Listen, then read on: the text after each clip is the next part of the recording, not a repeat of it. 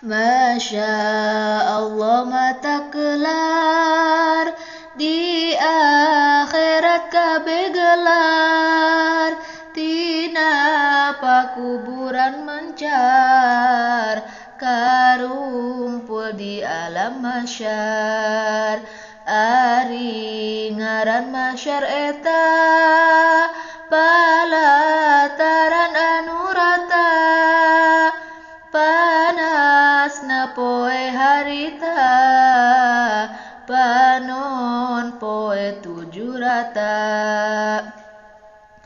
Tejauh tujuhanana, kira sapal antarana, narojo kabehanana, kajal magoreng amalna.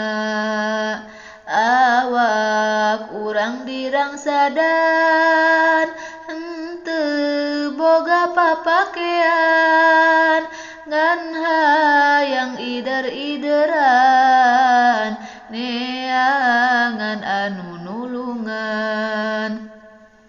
Sanu arek nulungan, mun lain amal sorangan, kabeh pada ngajauhan, dabongan salah sorangan.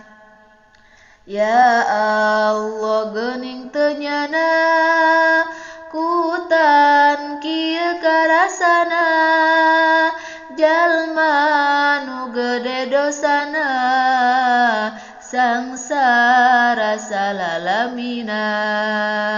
Henteu aya iuh-iuh, pikeun urang tempat nyuuh, kawas nangan kur pakeuh, nguping neraka ngaguruh.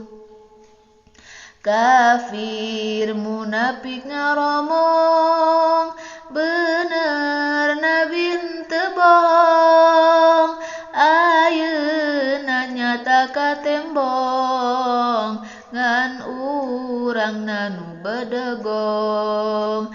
Baheula mah teu percaya, sugantengan ukur beja, ayeuna henteu sulaya, sagala siksaan aya. Jeung kabeh marawa buku, nulis kabeh tingkah laku, sarta kabeh pada ngaku, ka eta eusining buku. Si kafir kacida heran, tuluy ngucap ka pangeran, nya saha ieu gamparan, nu nulis ieu lembaran. Dosa abdi kabe aya, nu sae nu awon aya, ayeuna sadaya-daya, sim abdi teu bisa daya. Geuning kieu karasana, jalma teu aya amalna, susah di alam dunyana, komo deui akhiratna. Ari jalma anu iman, agamana kabeh Islam, salirana teh cahyaan, henteu kasorang siksaan. Kudu daeknya ibadah ka Allah nu maha murah, pibeukeun di kiamah, bisi panggih jeung tugeunah. Mana kudu eling pisan, getol taat ka pangeran, supaya jadi lantaran diterima iman Islam. Nya kitu urang sing eling ka ibadah kudu tidin, getol taat sareng yakin ka Allah Rabbul Alamin.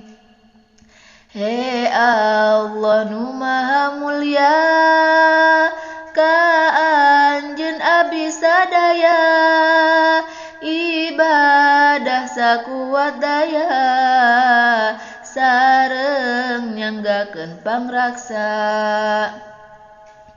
Gusti Allah maha suci, abdi seja pasrah diri, mugi anjeun kersa nampi amal jeung ibadah abdi.